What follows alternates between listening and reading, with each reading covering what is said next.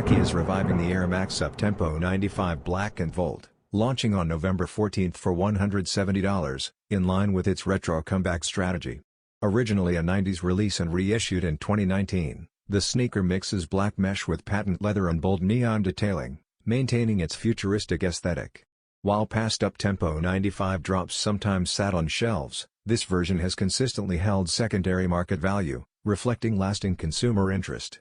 The 2025 release stays loyal to the original design, reinforcing Nike's approach of blending archival classics with modern icons like the Air Max DL 2.5, Air Tech Challenge 2, and Clogposite. By spotlighting this underappreciated yet striking silhouette, Nike intends to renew excitement and push the Uptempo 95 beyond its overlooked reputation. This strategy highlights Nike's broader mission of balancing nostalgia with fresh relevance in today's competitive sneaker culture.